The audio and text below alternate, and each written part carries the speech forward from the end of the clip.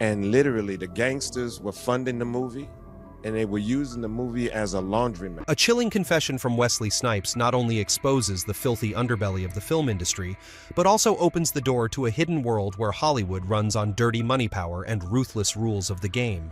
Hollywood, a place where dazzling lights can turn a face into a legend with a single role, but can also crush a career in the blink of an eye. Wesley Snipes, once hailed for Blade and Drop Zone, has tasted both glory and downfall from a top action star to a man brought to court and cast into obscurity. But the biggest shock didn't stop there. Snipes also revealed that it wasn't just him. Malcolm Jamal Warner, the golden boy of The Cosby Show who stood beside him in Drop Zone, may also have had his career silently sabotaged by Hollywood. Could it be that an invisible hand decides who gets to shine and who is cast into the abyss? Get ready, because what you're about to hear will shake your image of Hollywood to its core. Don't forget to like, share, and subscribe so we can continue to uncover the truth behind the spotlight. A mysterious childhood that forged a silver screen assassin, Wesley Snipes. Hollywood can turn a nobody into a star and just as easily hurl a legend into oblivion. Wesley Snipes is the most vivid proof of that. After the explosive opening of his shocking confession about Hollywood now, it's time to step back to rewind the wheel of time and discover what shaped a Wesley Snipes so powerful, fierce, and full of drive. Because behind the dazzling lights, behind the action-packed blockbusters, was a black boy born into poverty, nurturing his dream with iron discipline and an unbreakable spirit. Without understanding Wesley's childhood, one could never truly grasp why he became Blade, the legendary vampire hunter, or why Hollywood was so willing to break his wings after once lifting him high. Wesley Trent Snipes was born on July 31, 1962 in Orlando, Florida, into a modest middle-class family. His father, Wesley Rudolph Snipes, was an aircraft engineer. His mother, Marion, worked as a teacher's assistant. He was named after his father, a generational expectation perhaps that the boy would carry on the family's tradition through hard work and discipline. However, fate soon moved young Wesley to the Bronx, New York, one of the roughest neighborhoods in America during the 1970s. It was a place where violence, poverty, and crime seeped into every corner. But it was also in the Bronx where Wesley's artistic flame was first kindled. From a young age, Wesley was different. At 12, while other kids his age were still playing basketball on the streets, this skinny black boy asked his parents to let him study martial arts. And it wasn't just a passing interest. Wesley trained intensely, eventually earning a black belt and mastering various disciplines from karate to aikido. Those grueling years of training forged both a superior physicality and an unshakable mental toughness qualities that would later become his trademark on screen. Many viewers watching Blade assumed the fight scenes were the result of visual effects, but few knew that Wesley had been practicing martial arts since his teens, with over 40 years of real-world combat experience before Hollywood ever knew his name. Alongside martial arts, Wesley also showed an early passion for theater. He attended the Fiorello H. LaGuardia High School of Performing Arts in Manhattan, a school known for producing Broadway legends. But just as his dream was beginning to blossom, it was suddenly cut short. His parents decided to move the family back to Florida before he could graduate. It was a major blow for a teenager to be pulled away from such a promising artistic environment. Most kids might have crumbled under that kind of disappointment, but not Wesley. He treated it as a challenge to toughen his resolve. After finishing high school, he returned to New York, was accepted into SUNY Purchase College, and earned his bachelor's degree in performing arts. It was at this very school that Wesley Snipes began to shine as a raw gem. Professors noted him for his extraordinary discipline, always early to class, relentlessly dedicated, never hesitating to repeat a scene dozens of times to reach the most authentic performance. Classmates recall how Wesley would often blend martial arts into his acting, creating a presence on stage that few young actors could match. It was the fusion of body and spirit, of the agility from the dojo and the subtlety of theatrical expression. All signs pointed to a dazzling film career waiting just beyond the horizon. Entering the world of art with bare hands. From a harsh childhood in the Bronx, Wesley Snipes stepped into the world of art with nothing but a heart burning with fire. If his early years forged in him discipline and willpower, then his youth was the time when that discipline became a career, and that willpower turned into stardom.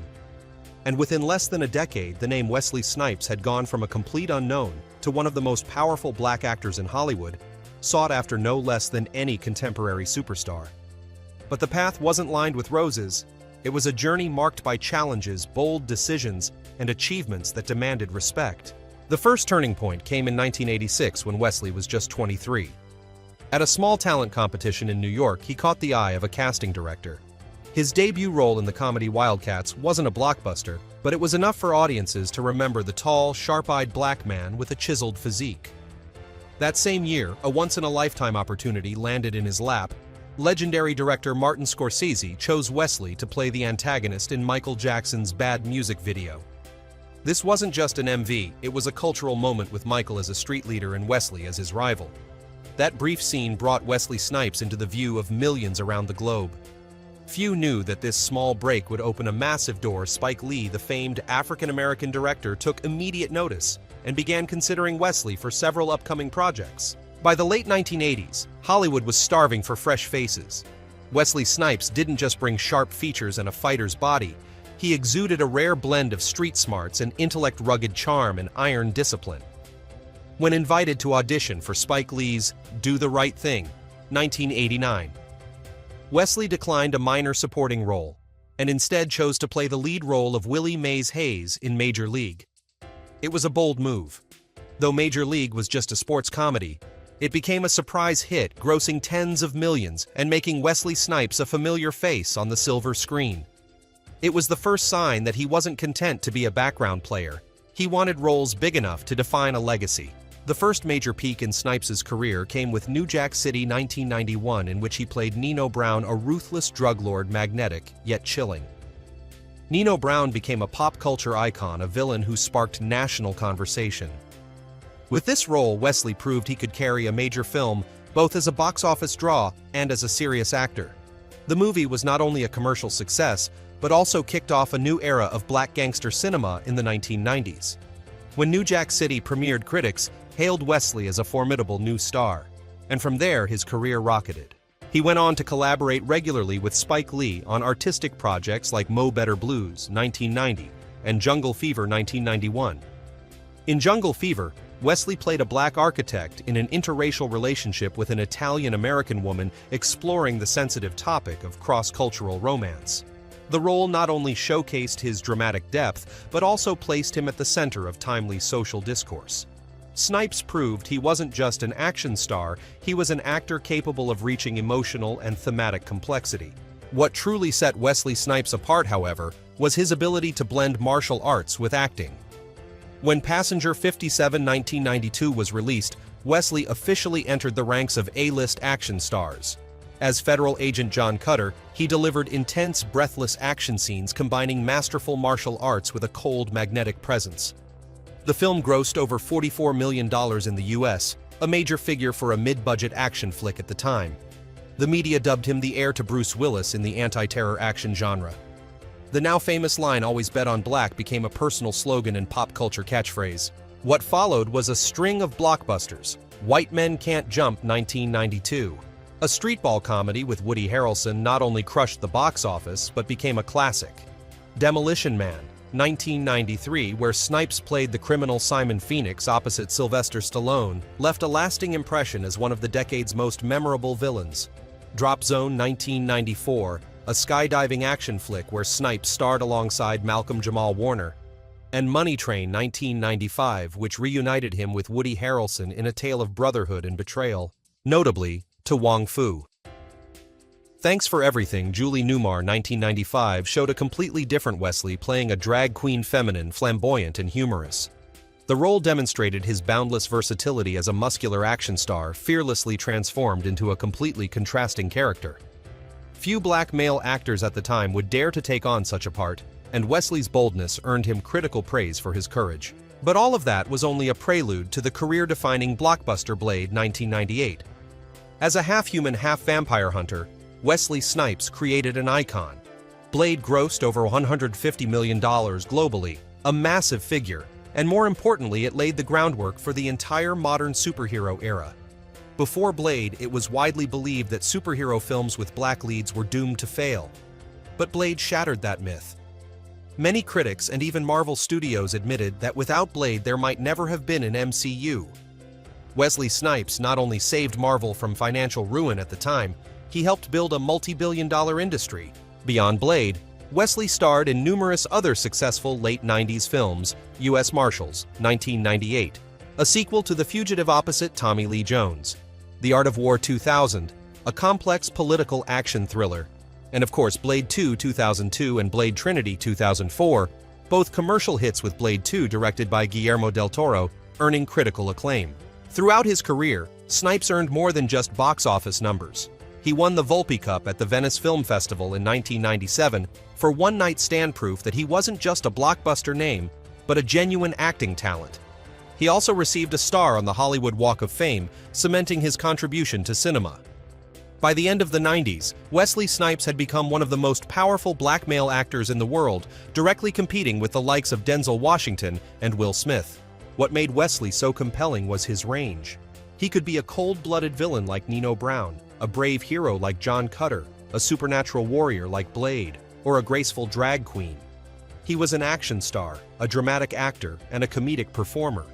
Few in Hollywood at the time had that kind of flexibility. And yet, just as he stood at the peak, the seeds of downfall began to appear. His talent, strong personality, and desire for control sometimes made him difficult to work with in a collaborative environment. Hollywood cheered for his box office numbers, but was wary of his uncompromising nature.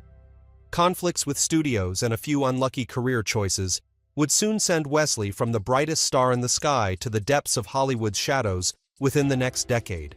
From the heights of glory to the depths of ruin, the sudden fall of Wesley Snipes. The story begins with the very franchise that had launched him to the top. Blade.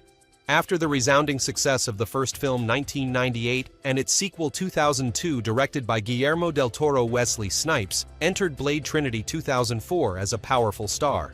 But this was also where the real tragedy began. Rumors quickly surfaced behind the scenes. Snipes allegedly would only film close-ups, spent most of his time hiding in his trailer smoking marijuana, and communicated with the crew through sticky notes signed Blade. Comedian Patton Oswalt, who appeared in the film, even claimed Snipes once choked director David S. Goyer. The truth may have been exaggerated, but the public immediately believed it. A black star who was temperamental, difficult, arrogant, that image stuck to Wesley like glue. Snipes later denied many of the accusations, emphasizing, "If I had really choked the director, I'd be in jail." He argued that the whole narrative was fueled by racial bias. If a white guy says it, people believe it instantly. The big black man must be the problem. But in Hollywood, the truth often matters less than the story being told. And the story of an uncontrollable Wesley Snipes spread too quickly, landing him on an unofficial blacklist. From a prized asset, he suddenly became a risk no studio wanted to take. But the behind-the-scenes scandal was only the tip of the iceberg. The bigger issue was taxes. In 2006, Wesley Snipes was charged with failing to file federal income tax returns from 1999 to 2001, with an estimated loss of $7 million. Snipes claimed he was simply following advice from accountants and an anti-tax group who insisted that citizens were not constitutionally obligated to pay taxes. That argument was quickly rejected. The 2008 trial became a media circus dubbed by the press as one of the biggest tax cases in Hollywood history.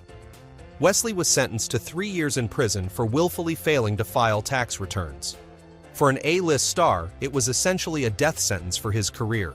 On December 9, 2010, Wesley Snipes entered McKean Federal Correctional Institution, a federal prison in Pennsylvania. The same star who had once ruled the screen now lived behind 4 walls, completely cut off from Hollywood. He remained there until April 2013. During those 3 years, Hollywood had changed rapidly. The MCU exploded with Iron Man 2008 and The Avengers 2012. Dwayne "The Rock" Johnson rose to become the new king of action, and Wesley had disappeared. By the time he was released, the world had moved on: new heroes, new faces, and there was seemingly no room left for the legendary Blade. Snipes' post-prison career was little more than a shadow. He appeared in The Expendables 3 2014, with Stallone, a notable return, but not enough to restore his reputation. Most of his subsequent roles were in B-movies, limited releases, or straight-to-DVD productions that generated little buzz.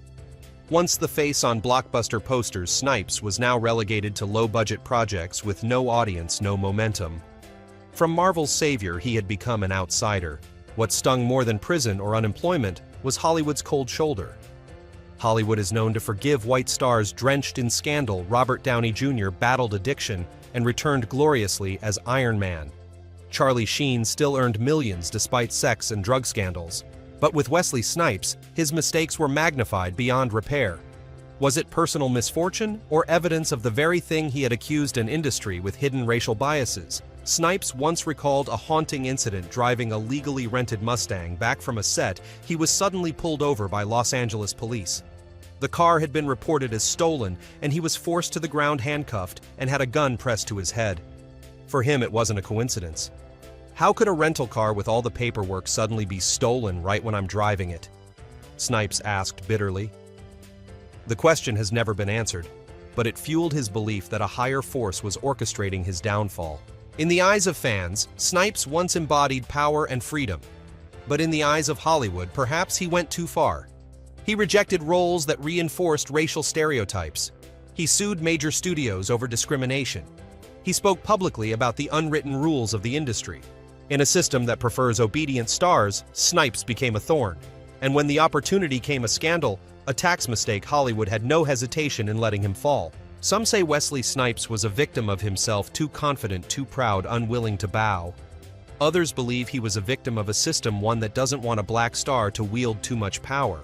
Perhaps both are true, but the undeniable reality is this: within just a few years, Wesley Snipes plummeted from the peak to the abyss. Strangely, even after being cast out, Snipes retained the admiration of his fans. When Eddie Murphy called him back for Dolomite Is My Name, 2019, and later Coming 2. America 2021 audiences cheered. People never forgot Blade, never forgot Nino Brown, never forgot John Cutter. The glow of his stardom still lingered, only now it was obscured by Hollywood's invisible walls. Wesley Snipes' fall is one of the most tragic stories in modern Hollywood. It is not just a personal downfall, but a mirror reflecting the dark side of a ruthless system, where stars can be lifted to the heavens today and thrown into the abyss tomorrow.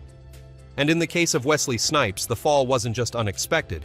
It left a lasting scar on an entire generation of black artists. Snipes exposes Hollywood's underbelly, dirty money, racial bias, and invisible hands. If the fall after Blade Trinity and the tax scandal marked a tragic turning point in Wesley Snipes' career, it was what he revealed afterward that truly shocked the public.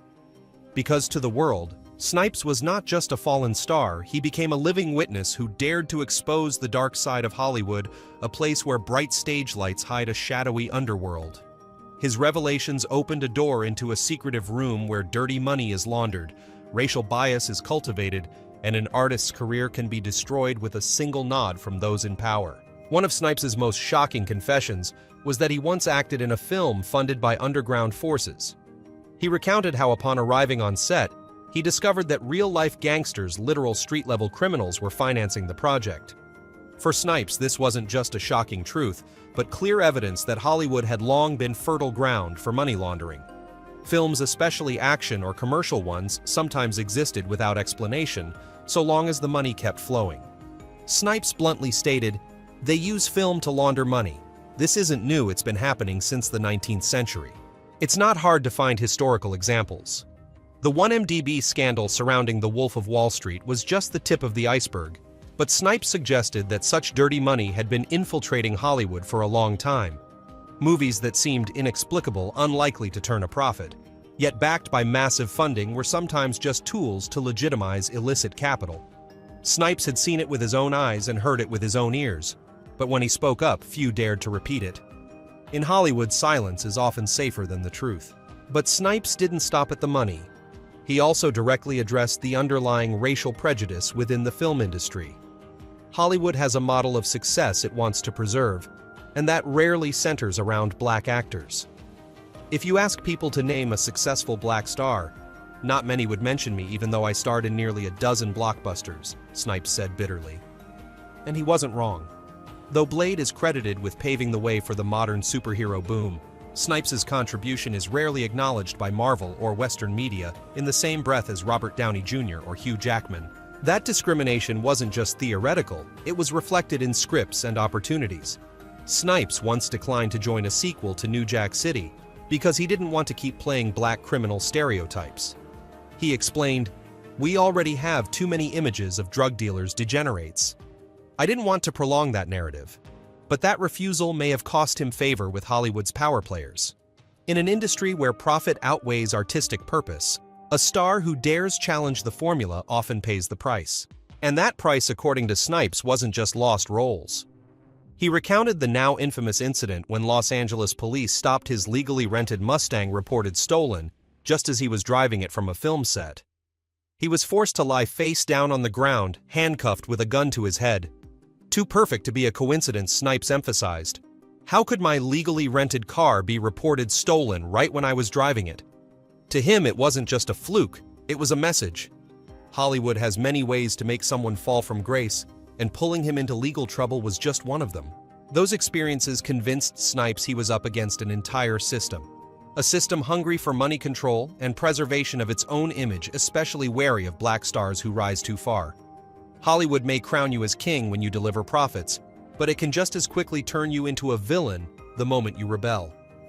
For Snipes, his lawsuit against New Line Cinema and director David S. Goyer over discrimination during Blade Trinity was nothing short of signing a death warrant for his career. When I spoke out, I became a thorn in their side, and they never forget that. The way Hollywood treated Wesley Snipes reminded many of the fate of other black artists. Dave Chappelle once walked away from a $100 million deal due to the unspoken rules he saw behind the curtain. Cat Williams has hinted multiple times that those who don't conform get shut out. And Wesley Snipes, with his candor pride and commitment to dignified black representation, was a textbook case of what happens when a star refuses to play by the rules. Of course, some people have pushed back on Snipes' claims. They argue that his downfall was due to his own bad decisions, from financial mismanagement to unprofessional behavior on set. But a closer look reveals a more complex picture. Personal mistakes may explain part of it, but systemic bias and behind-the-scenes power dynamics also played a major role. And that is what Snipes wants to make clear: the truth is never black and white. From Wesley Snipes to Malcolm Jamal Warner, the lingering question of Hollywood's invisible hand. The fall of Wesley Snipes once rocked Hollywood, but what was even more shocking was his implication that he wasn't alone. Snipes suggested that Malcolm Jamal Warner, his co-star in Drop Zone 1994, may also have had his career quietly sabotaged by Hollywood. This was no longer just a story of one action star silenced after success, but a warning about an entire power system where an invisible hand could decide who gets to shine and who gets erased. Snipes fell from grace amid scandal, while Malcolm, the golden boy of The Cosby Show, seemed to have the world ahead of him, only to quietly vanish from the mainstream. One was knocked down in noise, the other drowned in silence, but both left behind the same haunting question: were their careers deliberately controlled, sabotaged after sharing the screen in Drop Zone? The story begins at a fateful intersection in 1994. Drop Zone premiered with Wesley Snipes as Pete Nessep, a courageous FBI agent, and Malcolm Jamal Warner as Terry, the loyal younger brother. For the audience, it was just a gripping action film. But for observers, it was a moment when two rising black stars, one nearing the peak of his ascent, Blade was only a few years away, and the other just stepping out from a hit sitcom, shared the screen. And from there, both would soon face what Snipes called Hollywood's punishment. Snipes has openly admitted after Drop Zone he believed Malcolm Jamal Warner's career was also intentionally slowed, mirroring the way his own had been sabotaged. Malcolm was no unknown name. Born in 1970, he became a cultural icon at just 13 years old, playing Theo Huxtable in The Cosby Show. At 16, he earned an Emmy nomination, a rare feat for a black teenage actor.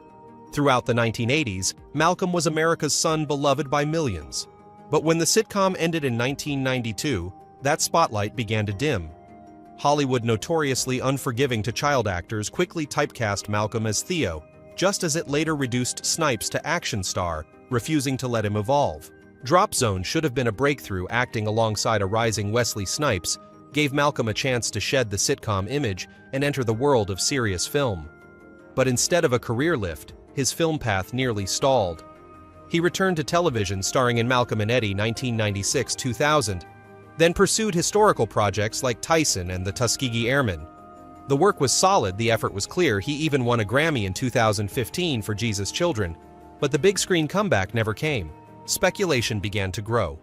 Snipes had already declared that Hollywood was afraid of black actors who stepped outside their box. He refused to reprise his drug dealer role in New Jack City 2 and was swiftly sidelined. Malcolm followed a similar path. He stayed clean, chose honorable roles, avoided gimmicks. The result? A soft punishment. No scandal, no smear campaigns, but no major roles either. The shadow of Bill Cosby only made things worse for Malcolm. When Cosby's scandal erupted between 2014-2015, Hollywood rushed to erase the legacy of the once-beloved sitcom. Actors tied to The Cosby Show, though uninvolved, were caught in the fallout. Malcolm, already sidelined, became nearly invisible in the industry. The name, once linked to America's childhood memories, became a burden no one wanted to invoke. Set next to Wesley Snipes, the picture becomes clearer. One was taken down publicly through headlines and courtrooms. The other faded, quietly relegated to niche roles with no more A-list leads. Two different paths, same outcome, removed from the game while still at their prime. Was it just coincidence, or as Snipes implied, did Hollywood deliberately sabotage Malcolm after Drop Zone, sending the message that two black stars shining together was simply too much? For those who believe in conspiracy theories, this feels far from accidental.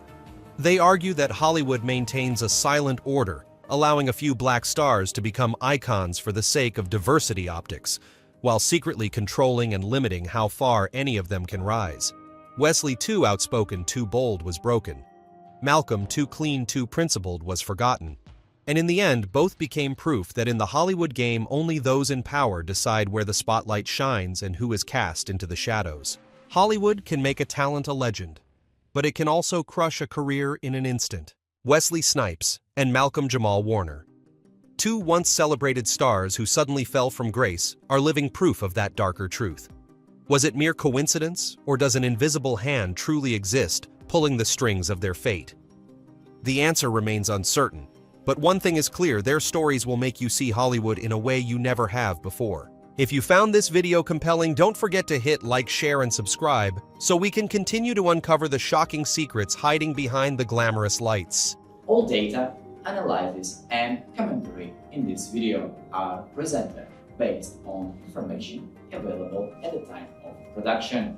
The content is subject to change over time and should not be considered a definitive forecast.